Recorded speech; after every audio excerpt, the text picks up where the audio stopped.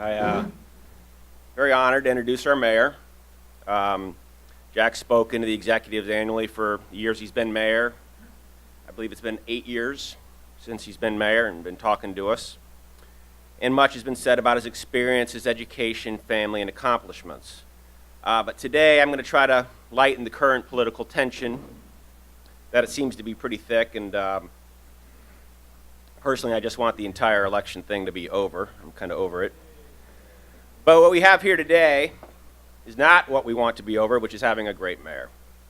And we really have a very great city in Fort Lauderdale. I love Fort Lauderdale.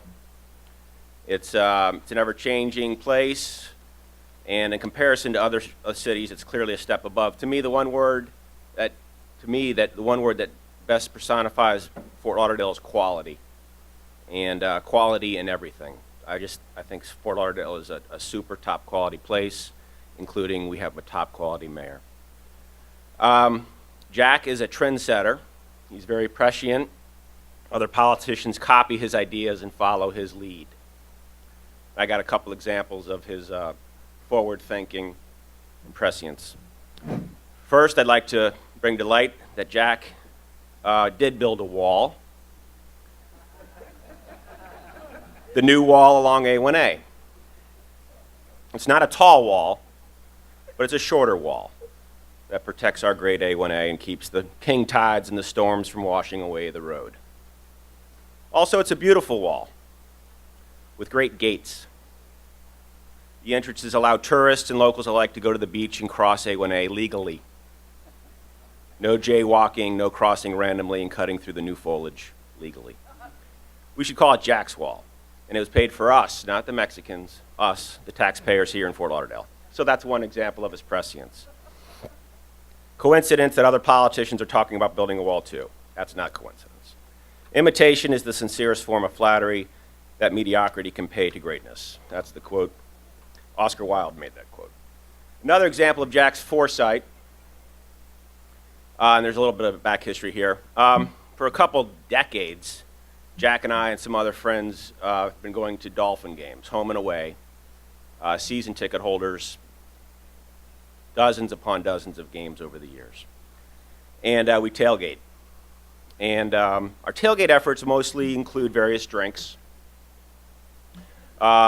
Historically, we were not so good at producing a great food selection. Johnny O, we need your help on this. Hopefully we'll get it. What we focus on, again, is the support of the Dolphins, win or lose. But our tailgates lack great preparation in the food area. We'll stop by Publix on the way to the game, get some chips, Doritos, Cheetos, maybe some bean dip. Not impressive. Not impressive. The term Jack has used for years and years describing the food, our food preparation and display at tailgate efforts, is a picnic basket of deplorables. Does that sound familiar? Again, coincidence, way ahead of his time, using these terms. Jack's the fountain of much of today's political rhetoric. Many politicians should give Jack way more credit. Over the past 8 years, the number one constituent demographic of Jack has been based on exhaustive research and polling. The people who like Jack the most are Irish Americans, people who like country music, people who like the U.S. military. I don't know if Mike Ryan's here, but it describes him perfectly, but Irish Americans, country music, and our military. So this constituency represents the clear majority of Jack's most fervent supporters. So what did Jack do to best help the city and cater to this A-team of fans? St. Patrick's Day, Tortuga Festival, and the Air and Sea Show. It's a win-win-win, and political genius. These events were either not in existence when Jack began as mayor or were close to being dead. He not only brought them back, but they are now internationally known as being the best of the best, pure genius. I want to highlight a leadership quality that Jack does have. He's a people person. He works very hard to attend almost every event he can. Many here know this. He seems to be everywhere. Before and after football games, he's going to events. Makes a great effort to show up, and he makes a great effort to listen. Nobody can say that Jack is not available, nor can they say that he doesn't care what your point of view is. The issues we face are not unique to Fort Lauderdale, nor are they easy to solve. But we have a leader that is 100% engaged in the issues, the many points of view, and never cuts anyone off when they're trying to express themselves. This is just one of the many leadership Jack has. We are very fortunate. Fort Lauderdale is fortunate. Jack is very honest and a very steady leader. I'm proud to introduce Jack Seiler. Let me just, first of all, congratulate you on 60 years. I know you just celebrated that. But I can't imagine Fort Lauderdale, what we would be like without you all for the last 60 years. And you look around the room, you look at the second generation and third generation, you look at all the leaders today that are doing so much on so many different fronts, and you realize that this Executives Association has really contributed greatly to the growth of Fort Lauderdale, and more importantly, I think, to the success and prosperity of Fort Lauderdale. There are people that kind of take, and there are people that kind of give. And I think when you look around this room and look at who's here in the history of executives, a lot of people that give a lot more than they ever took from this city, and you guys ought to be very proud, guys and gals, of where you have brought this city. I've just been fortunate enough over the last 8 years to be the steward of what you all built over 60 years and what great mayors before me had a chance to build, going back to Ted's family and going back to other mayors. When you look at the city, you know, we're 106 years old this year, coming up on 106 years in March, and think about that. Executives have been active in this city for almost 60% of the time this city's been in existence. That's a great run. Let me, again, thank you for having me here. But let me also take a second, since you all have been completely co-opted during this election by every political person and every political party. If there are any veterans in this room, would you just please stand so we, the people, can say thank you to you all?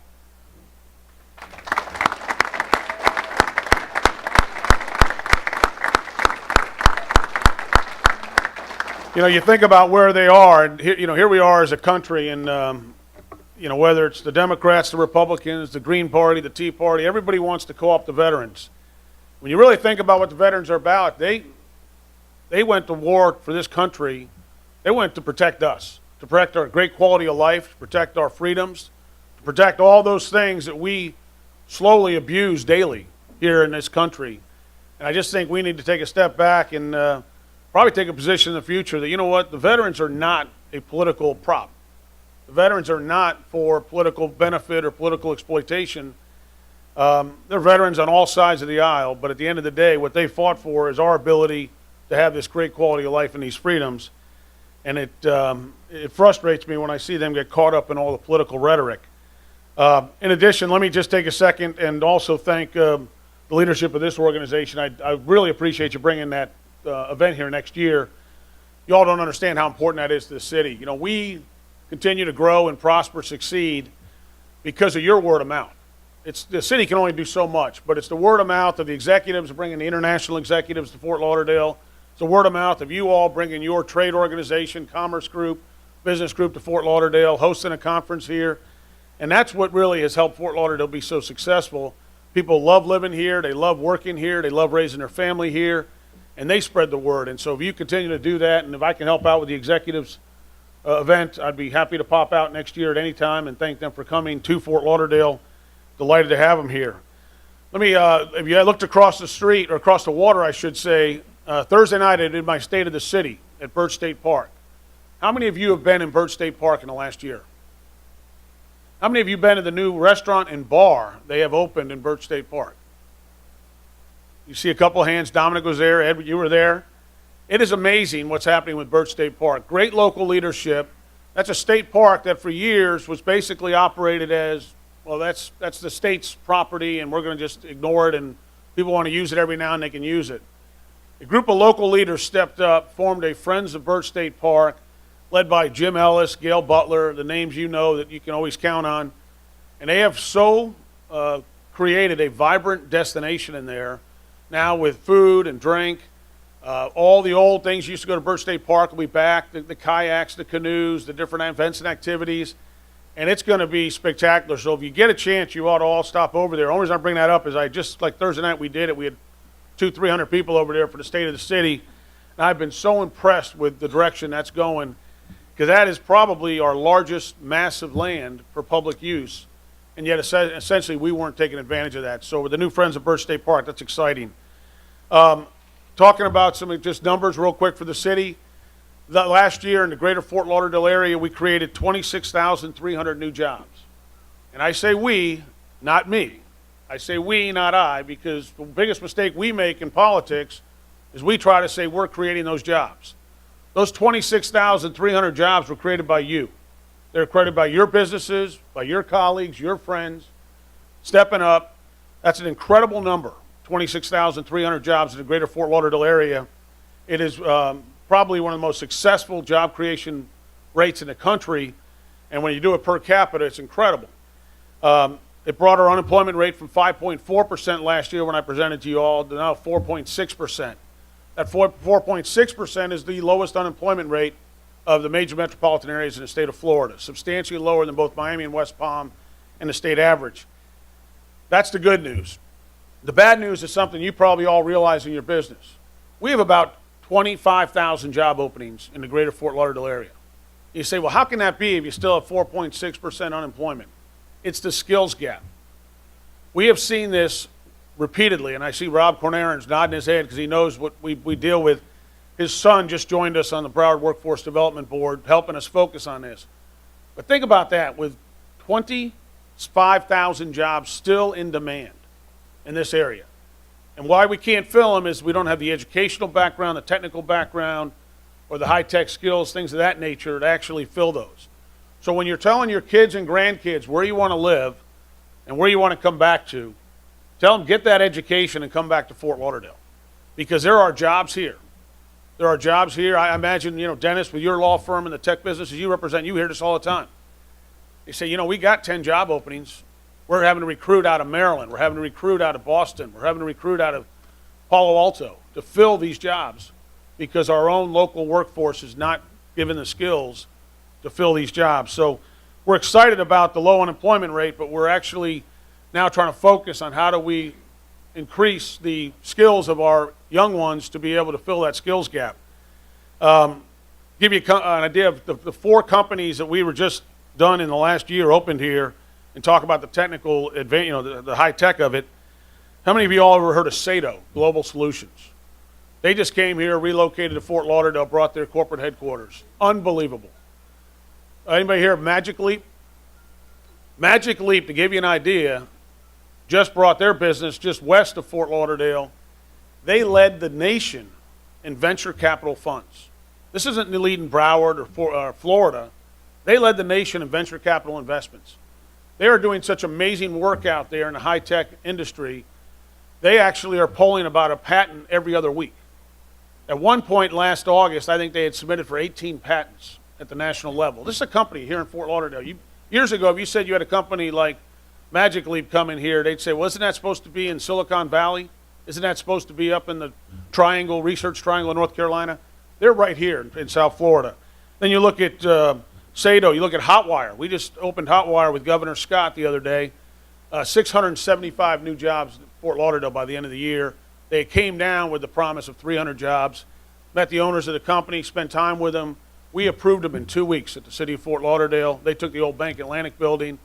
All the guy could say at the press conference is 2 weeks, 2 weeks, 2 weeks. I said, this is great if I could take you nationally saying that, but you're telling our own people it's 2 weeks. And all the own people are saying, like Mr. Klein over here, why is it taking me more than 2 weeks to get a permit? So that was kind of the problem with this guy telling me, but it was amazing. We approved that in 2 weeks and got him in there, and they've now brought 675 jobs. You look at a company called JetSmarter, Uniform Advantage. We brought all those, so it's pretty exciting. And then we were just ranked as the 4th best city in America for small business investment and growth. And I like that better, being a 4th best city for large business, because in my mind, the real success in unemployment, the real success in growth, job growth, commerce, is through small business. You got to have the small businesses growing, investing, businesses that start out in the executives and slowly grow and prosper. That's how you really add jobs to the economy. If you chase all these just giant businesses, it's nice to land them, but if you only chase them and then all of a sudden they're going the next day to the next community, you lose 600 jobs overnight. Where if you do small business growth, we've been very successful. And as I mentioned, we're now 4th and highest rated in the country for that. Hotel rooms, it's been a long time since we talked about new hotel rooms in downtown, but right now in Fort Lauderdale, we're looking at approximately 1,400 new hotel rooms coming on board in the next 2 years. And it used to be all those hotel rooms were on Fort Lauderdale Beach. If you were going to build a hotel, you were putting it on the beach. About half of those rooms, more than half, are now going in downtown Fort Lauderdale. So we're looking at a pretty substantial amount of growth. Why is it that we're adding 1,400 hotel rooms? I'll give you an idea. We just went through 77 straight months of tourism growth, had an unbelievable run. We right now had about 15 million visitors visit Fort Lauderdale last year. I think when I took office back about 8 years ago, to give you the idea of growth, we were less than 9 million. So we've added almost doubled the number of visitors to the city of Fort Lauderdale over the last 8 years. We're up to 15 million visitors and about a $13 billion economic impact. So now you're starting to see even the hotel industry say we need to add more hotels, and we're looking at about 14. A lot of other growth and development in the city. I'll touch on a couple. Right now there's about 7,000 residential units in the pipeline in the greater Fort Lauderdale area. About 5,200 of those are in downtown. Most of those are now apartments. You're not seeing that condominium boom or bust. You're seeing apartments, nice high-end apartments, apartments for millennials, apartments for people that are empty nesters moving back. We've seen a huge influx of people that have taken their families, moved out to Weston, Plantation, Coral Springs, and now coming back as empty nesters into downtown Fort Lauderdale. And that's where we're seeing this boom of, like I said, about almost 7,000 units. And it's not just on the residential side. We're looking at about 250,000 square feet of retail space in the pipeline and over 1 million square feet of office space in the pipeline over the next 2 years. During the last year, we were, as you all remember, we were named All-American City last year. One of the things I'm most proud of, having 4 kids, my kids are 24, 22, 20, and 18. I'm always trying to convince them they can come back to Fort Lauderdale, find a job, and spend more time around mom. But when you look at it, we just got ranked as one of the top 10 best downtowns in America, which is a very impressive number for us, as we're not one of the largest downtowns, but we were ranked as one of the top 10 best downtowns, and we were ranked as a top 10 best city for a millennial job seeker. Now you may wonder why that millennial job seeker. Well, it's the 25,000 jobs I mentioned earlier. Those millennials coming out of college with the degrees, with the training, with the high-tech talent, there's jobs for them here in Fort Lauderdale. And I can't mention those jobs without talking about, can't mention downtown Fort Lauderdale, I should say, without talking about Stiles and companies like that, with the job you all do. Every time I cut a ribbon on a Stiles project, it is always one of these that was done right, was done on time, done within budget, and they met every single commitment they made to the neighborhood. And that's what you want. You want local developers that aren't here to make a buck and then go somewhere else. You want local developers, builders, contractors that work with the neighborhoods, work with the neighbors, make a commitment, make a promise, and turn around, and there you are at the ribbon cutting, and the neighborhood is there saying, hey, thanks to Stiles, we didn't have issues with the construction, transportation, access, ingress, all that stuff. So I want to thank you, and please commend Terry, and thank your whole team. I know you guys are going through some new leadership advances at the company, but whatever you're doing, leadership is staying top-notch because the city has benefited greatly. We were also just ranked, this is an interesting number, the single #1 family housing market in the country. And that was one that we could never achieve before because our housing market was always out of reach from our job market. And we're finally getting, with the job market getting a little better, that the housing market's now within reach. You'll hear a lot about affordable housing, and we're still focused on that. But for once, we're seeing that hit on all cylinders, that not just the housing values are up, but the wages are up. The wages are up over 4%. Now, you as business owners probably know that. But when you start looking around the community, you realize people are starting to spread money around and starting to see wages grow along with the housing costs. It does a lot to make sure those homes are affordable. So we were just ranked #1 in the country on that. The most impressive number we have in the city, in my opinion, 92,000 hours of volunteer service. We started keeping track of volunteer work. And, you look around the city and you realize we have so many people that donate time, donate energy, donate resources. We started keeping track of it back when we celebrated our centennial. And all of a sudden, in this last year of tracking volunteer service, we don't capture them all, but we went over 92,000 hours of volunteer service. That's you all. That's you all reading to the kids at Bayview Elementary. It's you all going out to Sistrunk to help out with a project. It's you going to the United Way. Or you feeding somebody through a charitable feeding program. It is amazing the amount of volunteer service, volunteer spirit that exists in Fort Lauderdale.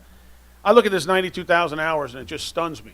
because there are cities that are double our size that can't get a community to step up in that manner, and many of you in the room contributed to those hours, so I want to thank you for that.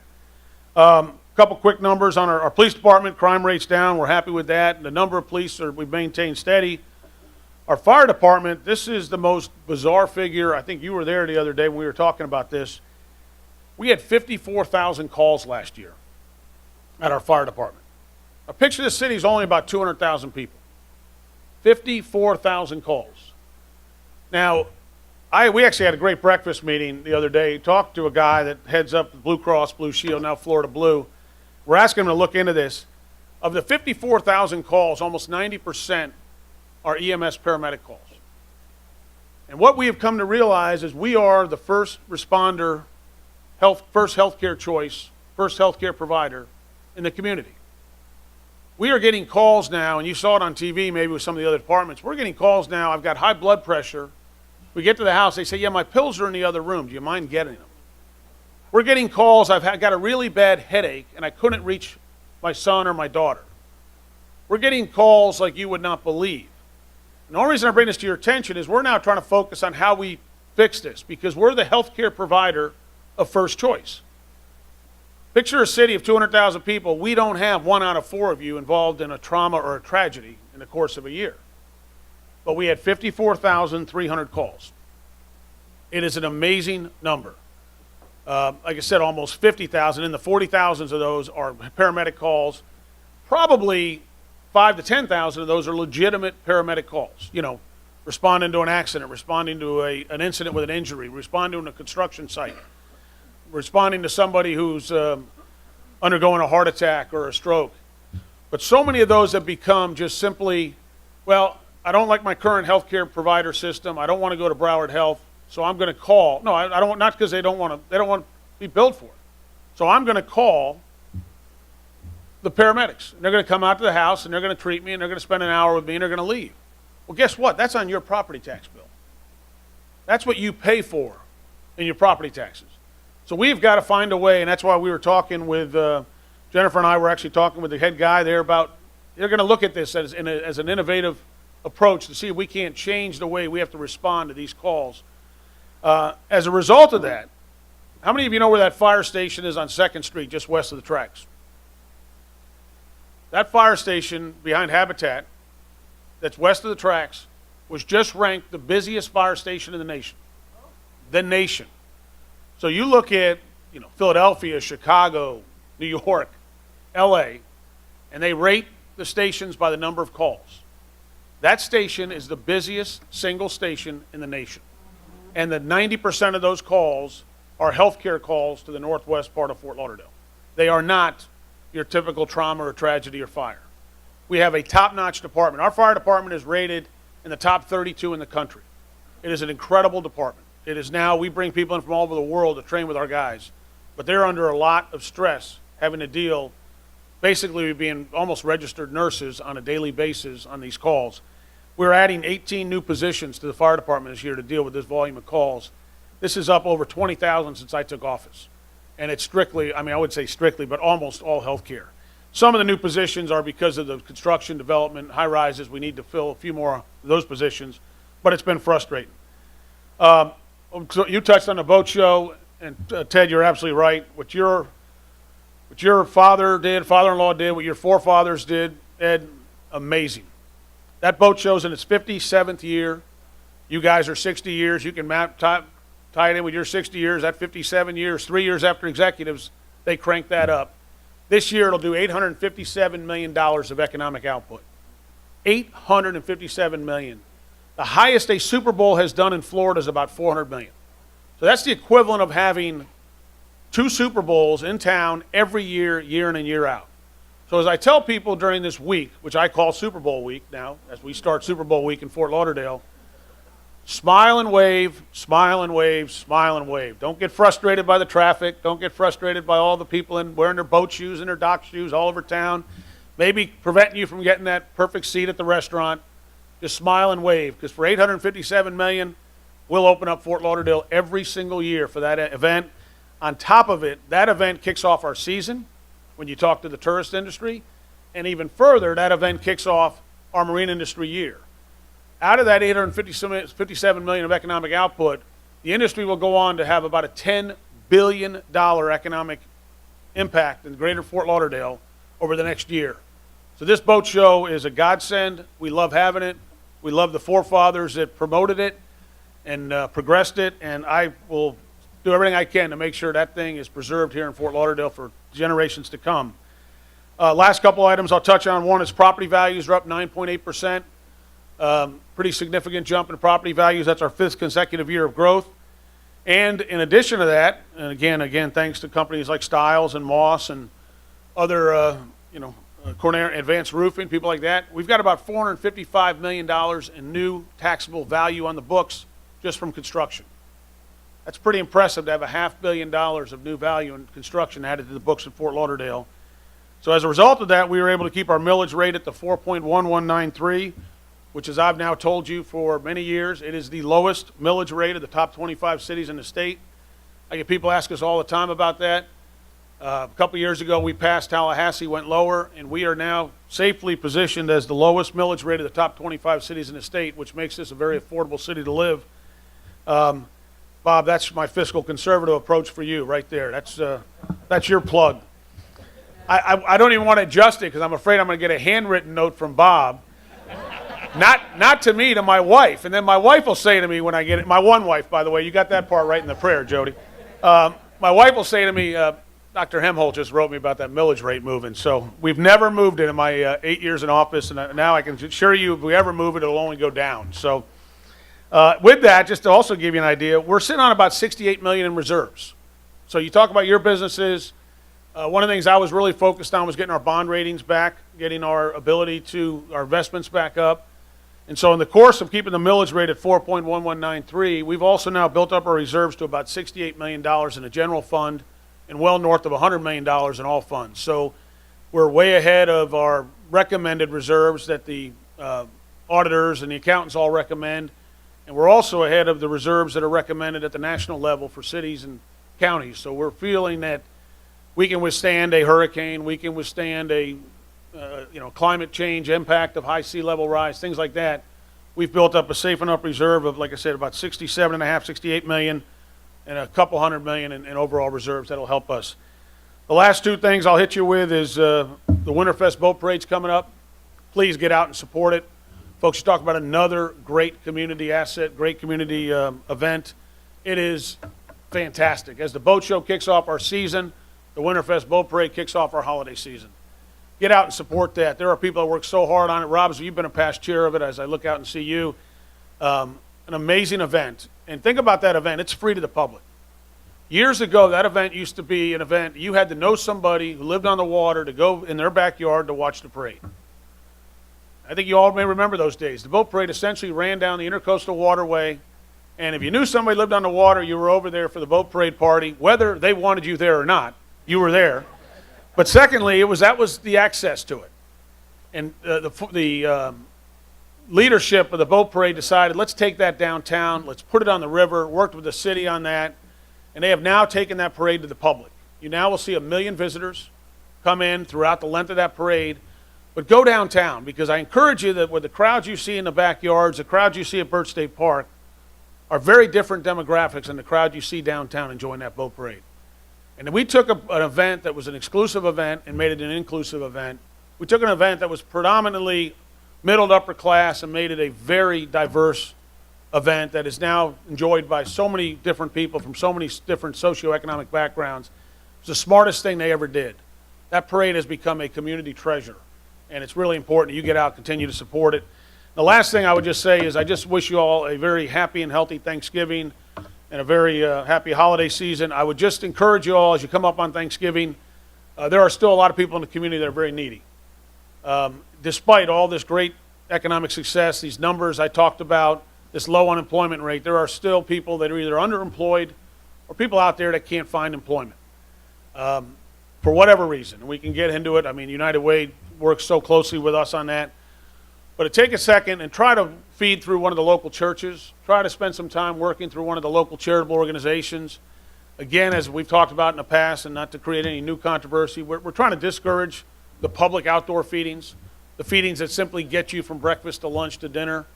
We're trying to encourage the indoor feedings, the church feedings, the feedings through the organizations like the Homeless Assistance Center. We're not only are we feeding them breakfast, but we're learning about them. Are they a veteran that can get into Mission United? Are they a veteran that can get into Hope South Florida? Are they is that a family that should be at Women in Distress? Or is that a group of a 17-year-old that should be at Kids in Distress?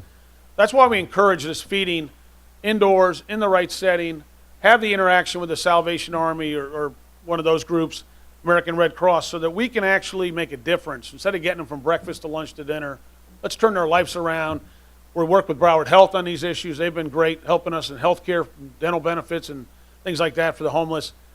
But if you're going to feed, please do so, but please do so through one of the facilities. We've got about 24 listed on our website if you're looking. We encourage you to do it that way, do it the right way. That will help us greatly in order to address the homeless here in our community. All right, thank you all. I appreciate it.